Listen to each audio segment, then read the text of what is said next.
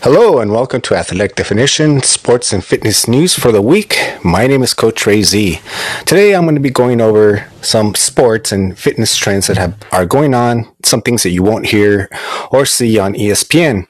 I wanted to get started today with the NBA Finals. If you got to watch Game 1, it was a very exciting game.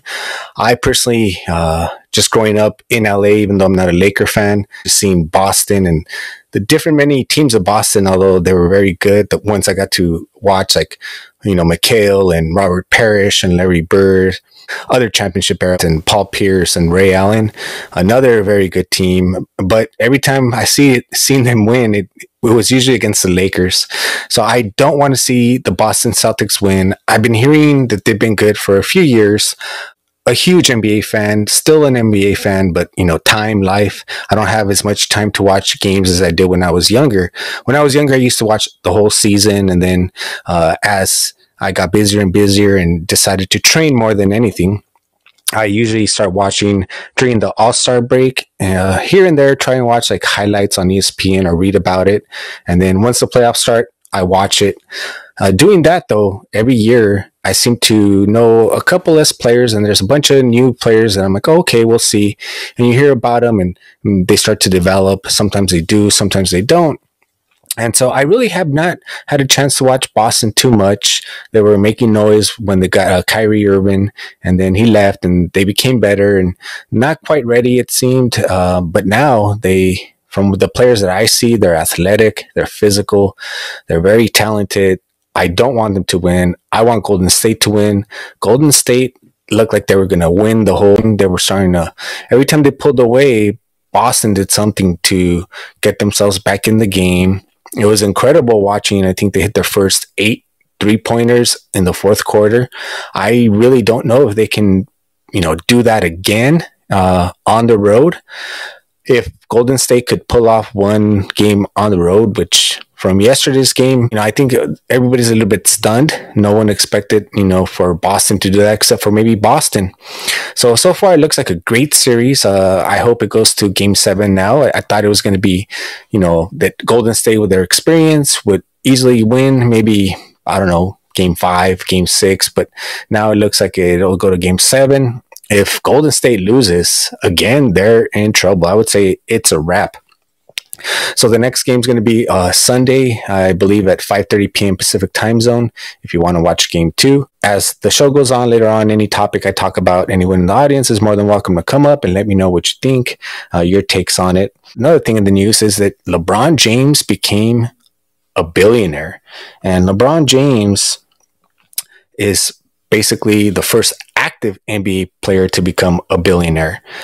Jordan became the first billionaire NBA player. However, Jordan did it 11 years after retiring. So now all these people that told LeBron James, and trust me, I'm not a LeBron James fan, but to all those people that told LeBron, just shut up and dribble, most of his money that he's made has come off his investments. So it seems like he's an investor, a businessman, not just a dribbler, like some people would like to say. I thought it was fascinating, especially some of the companies. Let's see if I can pull up the article real quick. They kind of broke it down. He made $300 million off the Spring Hill Company, Fenway Sports Group, which owns like Boston Red Sox, Fenway, Liverpool Football Club, New England Sports Network, Pittsburgh Penguins. LeBron James made $90 million off that. He also owns real estate properties, $80 million. And that includes 3 properties in Los Angeles, Beverly Hills, Akron, Ohio. He invested $1 million for 10% of Blaze Pizza, and that made him $30 million last year. Great investment. He got a couple other endorsements, Space Jam 2, things of that nature. And then, of course, from basketball, he does make a nice amount. He's the first active billionaire. So it says here that he made $385 million pre-tax through salary. Congratulations to LeBron James. And my last topic of the NBA is on Kevin Durant. Kevin Durant, I used to like. Now, this is kind of tough because with social media, definitely the game has changed. Before players could be exclusive and not give interviews. one off the top of my head is like Michael Jordan. If he didn't like you or you wrote something bad about him. So the way the media was, portrayed players and the way the players acted was way different. Kevin Durant in the beginning as a player, I liked him. I thought, oh, what a good talent. I even thought Westbrook was a talent. Then later on, you start to realize what's going on in that team and why he left Westbrook. But then I also ended up liking Kevin Durant because of that speech he gave for when he won the most valuable player, and he thanked his mom and he said his mom's a real MVP. It just made me feel that, he's a good person. So then I started liking him, even though I don't personally know him as a person and as a player. Then a little bit later, you start finding out that, in case you don't know, he used to have this fake Twitter account so he could basically defend himself and talk about whenever somebody would say something bad about him, so he could defend himself. So he had I think a couple burner accounts, not just one. And he'd always go on there and like talk shit and defend himself. Then one time by accident, he released that it was him. So then that blew his cover. And now ever since then, he's become, I would say, more vocal. And he's also been very, very critical of the media, which in some ways he has 100% right. Well, he has 100% right to be so.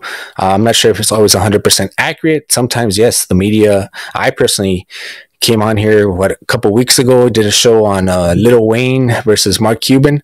And if you go back and check that one out, Skip Bayless was completely not reporting the whole story because he's friends with Lil Wayne. So yes, they can twist it around and make it seem the way they want it to. But, after that, the burner account, and then Kevin Durant. And I understand some fans, they pay to go and they think they have the right to talk about your mother. And I was reading some of them were talking about like LeBron James' kids and they hope they die in a car crash. And I do not condone or encourage or support any of that. And I could understand why players get upset and kick out NBA fans or so-called fans or hecklers out of the game when they start saying things like that. But, if I would say KD became more vocal after that. He started just talking shit to the fans. One fan told him, "Stop your crying," which is not talking about his mother or anything really personal. Just he's been known as a sensitive player, so probably got to him. And he said, "Shut the fuck up, motherfucker." Now, that's not the KD that I know. He's become, like I said, different. And so he clapped back yesterday at Shannon Sharpe, Skip Bayless, and what is this? Oh, can't stand the guy, but what is his name? Not Skip Bayless. Stephen A. Smith, that's his name. So Stephen A. Smith came out and said they were on a ESPN show, and the discussion came up that Curry, because he's so good at shooting, changed the game for the worst.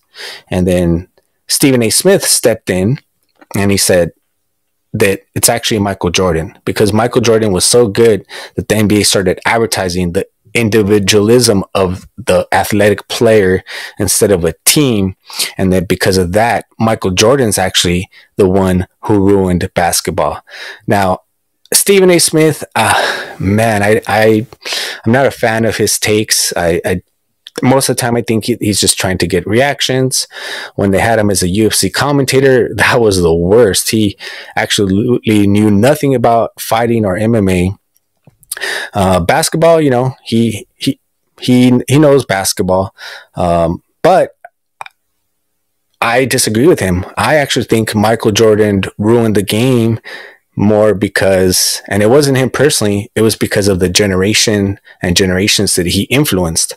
All these future young people just wanted to dunk and they forgot about how to shoot, the fundamentals of the game. So I think in a different way, it wasn't that the NBA, focused on him and made NBA from a team sport to an individual sport. And Kevin Durant took offense to that. So he clapped back at Stephen A. Smith and he said, Stephen A. Smith, Shannon, and Skip Bayless are the reason. And Stephen A., or he didn't write out Stephen A., but he was referring to him. He didn't capitalize it or Skip. And for Shannon Sharpe, he did actually capitalize that. So I wonder if that was something of like disrespect. But Shannon Sharpe, from being a former NFL player, I find it in some ways cool that they get former players, because who better to talk about sports than a former athlete? But then at the same time, having the average person's take on it as well is good. Stephen A. Smith has never played professional sports as far as I know, and I don't agree with him, but I also don't agree with Kevin Durant just trying to stay in the limelight. I think it's because everybody has been talking about, could Kevin Durant have won championships without Golden State? If Stephen Curry could win the MVP without Kevin Durant, who was better? And me personally, I think that Stephen Curry is a better player than KD.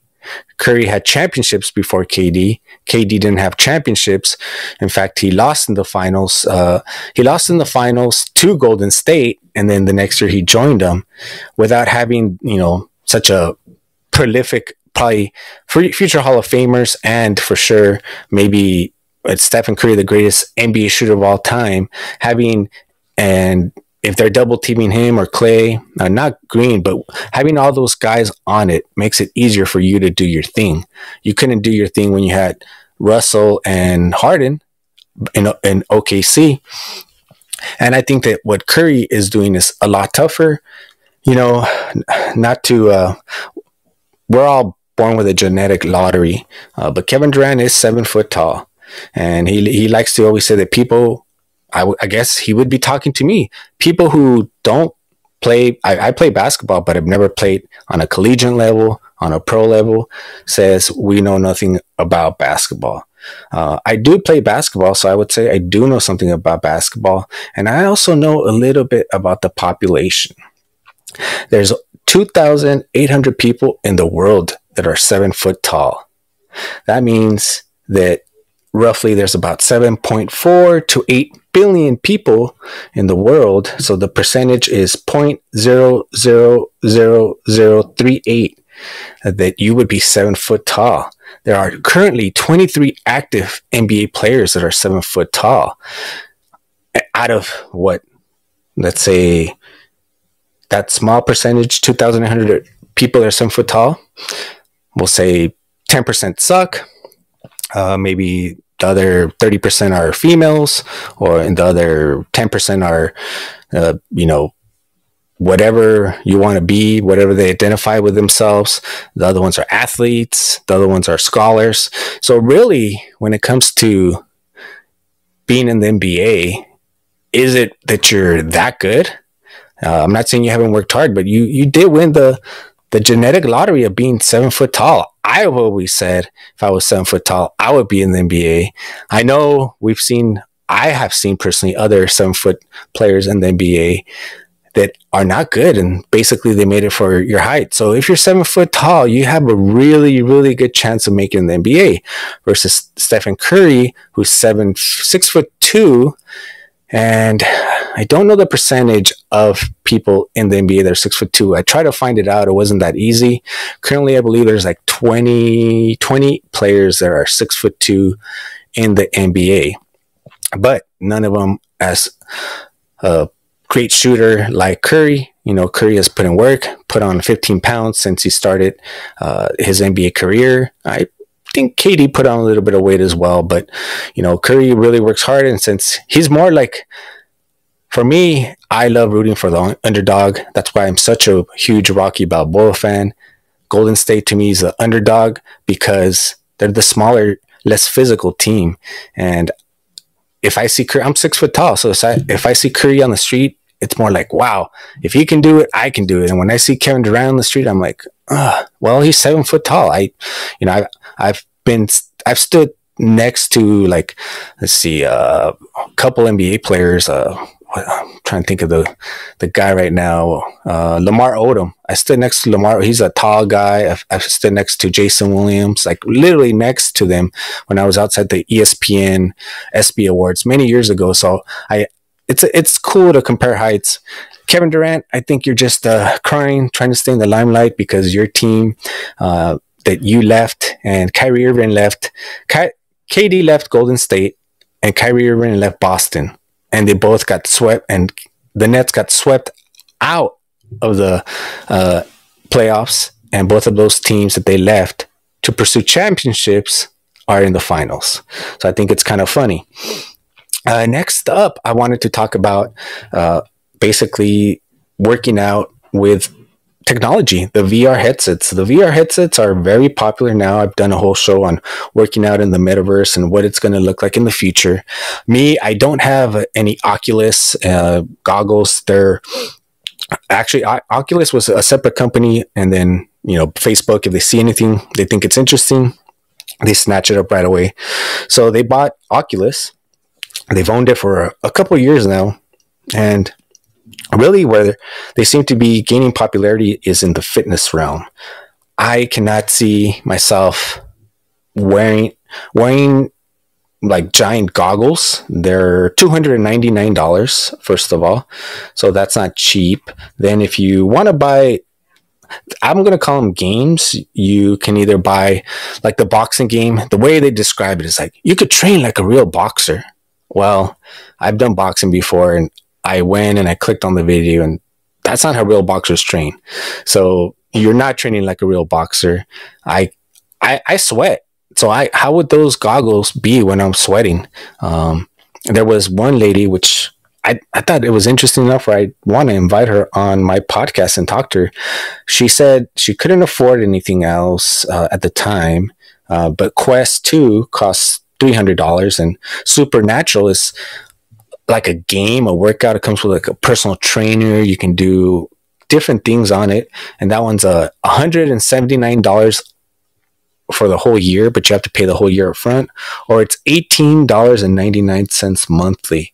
She loved it so much. She said she couldn't afford a bike, but I think you could buy a bike for that price of $200 and another $300, like $500. It might not be a Peloton, but you could buy something, then just put the app. But she said she tried everything. She didn't find a liking to it. And what she did find was that Supernatural. So she got it, and she did the Supernatural for 365 days, which made her lose 70 pounds. And she said that's the only thing that really made her feel good. Her name's Chesney Marini. And all these articles and that I got, I will post it on the show notes if you want to read about it. So I don't know. What do you guys think about working out in the metaverse? I mean, they say you can wake up and work out with your friends. Well, I can wake up and work out with my friends in real life. You can wake up and work out in a mountain. Well, I'd rather wake up and go run in a mountain.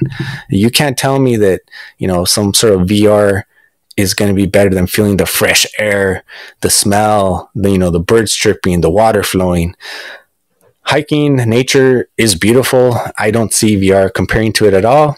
But if that gets people working out, gets people active, I'm more for it. It'll be fascinating to see if this will change the way people actually work out in the future. And next up is we're going to talk about coffee. I love coffee. Coffee is for closers only. Everything pretty much is kind of workout related. So this article came out it's called the Mercer Island Report, and does coffee make a good pre-workout? Now, me myself, I love coffee. I don't really use it as a pre-workout. I've ran 57 marathons so far, and out of the 57 marathons, I only drank like half a coffee for the last one, and that's because we really didn't sleep, tired and just insane. So didn't really sleep. So I took a little bit of coffee. One thing for me, coffee makes me go to the bathroom. So I try to stay away from it. I don't want to be doing porta potty stops all the time. But the list of benefits that coffee, and these are all from studies. When I put the show notes, you can look into it and see if it's something that you feel will benefit you. But these are some of the things that, they break it down. It helps with speed, and we're talking speed. It's more from the article. It's more like short distance cycling, and we're talking like milliseconds. We're not talking like you're going to see a dramatic, like, oh, I just ran a mile in 6 flat to I just ran a mile in 5 flat. It's not going to be nothing like that. Power, as well as, when you're lifting weights, and then it helps you focus a little bit. Stamina, the same thing. Strength. The last benefit that they mentioned, which I really didn't wasn't aware of is recovery, that it helps with the recovery. Now, I know people personally, and the article mentions it, that get headaches when they don't drink coffee. And you can also, get really like agitated, maybe a little antsy, a little bit too pumped up. If you are not a coffee fan, you could drink like, tea. Some teas have more caffeine content than coffee, as well as most, pre-workouts have some sort of caffeine. So you're pretty much consuming caffeine, and this article is written very well. But the one thing that I do want to remind everybody is, like everything, it should be moderation. And let's not forget, caffeine is a drug. You shouldn't be consuming it late at night. What's his name? Dr. Stephen Walker, I think his name is. Really excellent. If you check out his work on sleep, he talks about the effects of caffeine and how long it lasts. So that's something that you'd want to consider for yourself. Next up is Forbes. Forbes just released 9 ways to avoid basically the effects of the sedentary lifestyle, which I lived for so many years. I did cubicle life at least, 13 years straight. I come from the corporate side. I was in banking, treasury management. So I did a long time sitting down. When I worked in the regular consumer department of the bank, they treated us pretty shitty. There's no need to fluff it up. They treated us pretty shitty. When I moved up to treasury, they treated us better. Treasury got stand-up desk way before we did. I was begging, hey, can we get stand-up desk? And I'm like, it's good for your health. And at the time, they would only do it, and they would take months to do it if you had some sort of note from your doctor saying you needed that. And I'm like, you guys want us to do our job good, and motion creates emotion, and how about letting us stand up, and instead of having to like go over and type in stuff on the computer. And they never listened to me. And then they finally added the stand-up desk. I even found out, looking at trends, that there's stand-up desk workouts. Me personally, after being at a desk for so many hours, I'd rather leave and work out somewhere else than do a desk workout. I guess it just depends on what your crunch time is. I know the stress of working at a corporate. Sometimes you can't leave. You have plans, and then, hey, your idiot customer just wired like $1 million to the wrong account because they were too lazy to confirm the email address or call the customer. And now your plans of training are out the window because there's a fire, and now you have to stay there. So if that works for you and you didn't know that was out there, that's something you look into. I know a lot of people like to work out during the lunch, but the number one, and this is from Forbes, and it'll be on the show notes, is walk while you talk on the phone. With the cell phones now, back in the day, the phones were connected to walls or something. You couldn't really go anywhere. Go for a walk. If you can, talk, go outside, have your conversation. Hopefully it's not like on a noisy street. Get a little bit of exercise while you're talking. That's the versatility of having a cell phone now. Wear tech to remind yourself to move. So when it says tech, it's like watches. My Apple Watch tells me stand up, or it's time to breathe, and you can control that.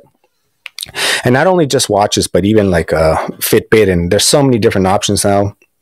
Just kind of to remind you, hey, you've been sitting here for so long, it's time to get up. And it could easily happen. I was editing my videos, which you can go check out on Coach Ray Z. The last 3 days I uploaded when I did Lake Tahoe triple marathon, 3 marathons in 3 days. So editing those videos for my YouTube, my watch reminded me it's time to stand up, because I'm not a professional editor. It takes me time to do this. Eventually, I would like to have a team like everybody, but for the meantime, I'm the marketing specialist. I'm everything. So if you want to check out those videos, there are 3 separate ones. I go day by day of what it's like to complete 3 marathons in 3 days, available now on YouTube only, Coach Ray Z. And then if you want to check out the past podcast on the Lake Tahoe Triple, that's on Athletic Definition YouTube, and also here on Fireside, and available in all podcast format.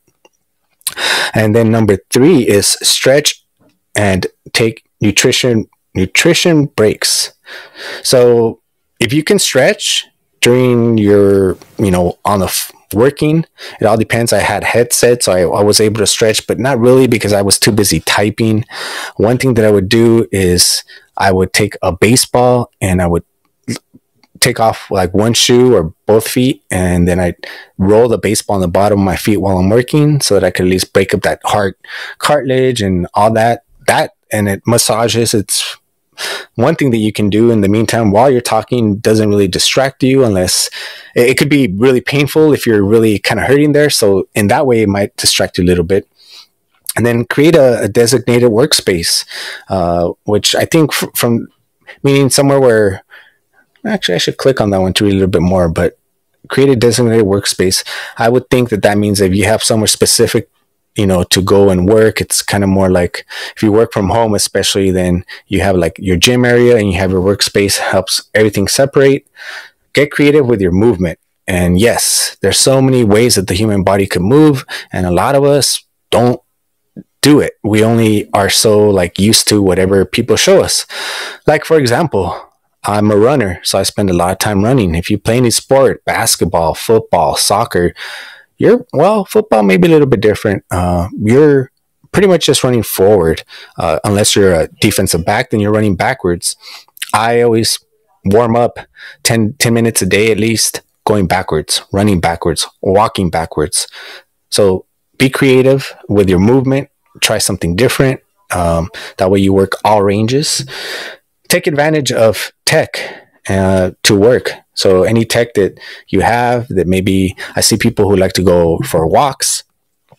And if there's things like Strava, Map My Run, that'll track your walking and your pace and how many miles and calories you burned. That's a great way. If you're going to do that, maybe during your lunch, change up your posture and environment. I know some people used to use like those giant balls to kind of like do sit-ups. Then there's the chairs that help you get straight posture. Then you can stand up for a while if you have a stand-up desk. So now at least there's options for you. Then we have number 8, which is tap into the power of nature. And that's be creative. I know twice, maybe 3 times now, I tried even myself doing my podcast outside. If it's nice enough, if I could get it quiet with, if you're working remote, if you have that luxury, take the laptop outside, get some fresh air. You hear the birds chirping, get some nice wind. We're approaching summertime, so hopefully everybody has at least nice warm weather, hopefully not too hot. And then number 9 tip from Forbes is to gamify your exercises. And to me, that basically means one thing that I'm always preaching is to have fun with your workouts. And some of them, you don't even have to call them workouts. Like I go play basketball every Saturday. I play with my friends that I've known for years. I play with my sons. I play with my nephews. So now it's like a good mix of veterans and youngs. And I mean, they range from like 16 all the way to, I think we have some people past their 50s playing. So it's very fun. I don't even consider it a workout. But last week we played from about 8:15 in the morning to 11:30, and my body was dead after.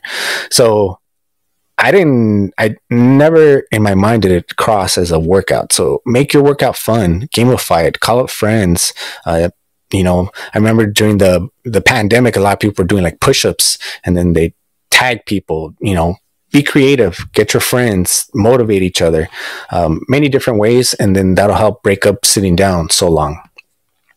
The other one that I wanted to mention here is the last one is on social media, and it has to do with that a lot of people, I guess majority of people that are scrolling through food is scrolling not through salads, not through healthy options, but through unhealthy food, food with like empty calories, basically junk. So let me put this here. An engagement increase of junk foods posts are often rewarded by social media algorithms, and they are more likely to show up in your feed. Since food promotion is linked to our eating habits, it is likely these unhealthy posts are leading to some unhealthy decisions. If more unhealthy content is viewed, then what this actually means is that it's changing the social dynamic of what we're seeing food as to be normal and for consumption. So it isn't changing what we eat as individuals, but it's changing how we share our food and what it actually is eating into social contexts. So in the Western worlds, we are battling obesity, which is unhealthy. So unhealthy posts are getting more attention In fact, in the UK next year, they're going to ban junk food advertisement online.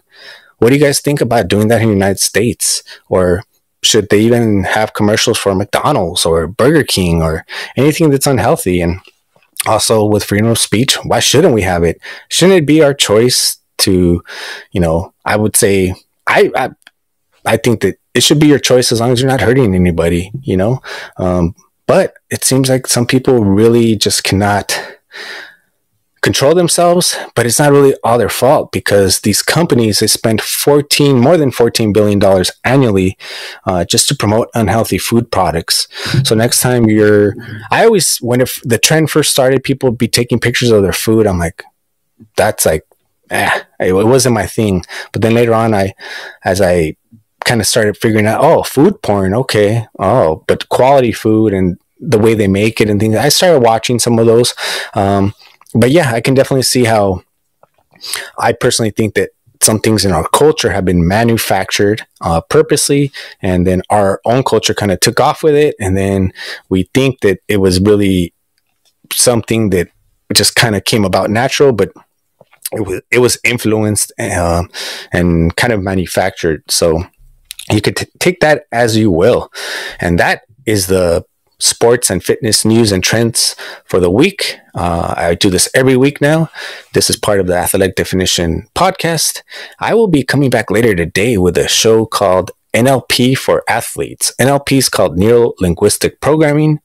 Anthony Robbins, Tony Robbins, same person, is the greatest, most well-known, most successful NLP practitioner. He's worked with Serena Williams and different athletes. I myself am a practitioner. And because of that, I've been studying it for a long time, and I wanted to talk about how you can use that to help you with your athletic endeavors, goals, dreams, achievements. And that'll be later today at 6 p.m. Pacific time zone. And then tomorrow, I usually don't do shows on Saturday, but you can join me tomorrow for a special Saturday episode, which will be at 1 p.m. Pacific time zone. And besides, jiu-jitsu, playing basketball and marathons, I think it was 2018, the first time I seen a bunch of my friends do this, and I'm like, I want to try it. In California, Los Angeles, downtown, they have the U.S. Bank Tower, which is the tallest building west of the Mississippi. And I got to climb it back in 2018 and 2019. I'll give all the stats of how many steps and how many stories you climb. And that was a great experience, something different.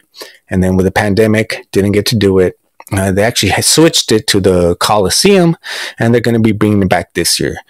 So I thought, what a great idea, just to kind of put it out there for people who are considering it.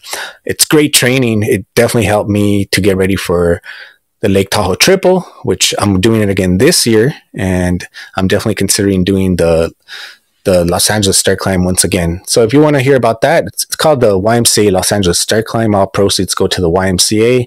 I'm not affiliated with it or anything. It's just an event that I've done. And it's pretty cool. I'll in the videos and everything else, because I'll separate that on the YouTube channel.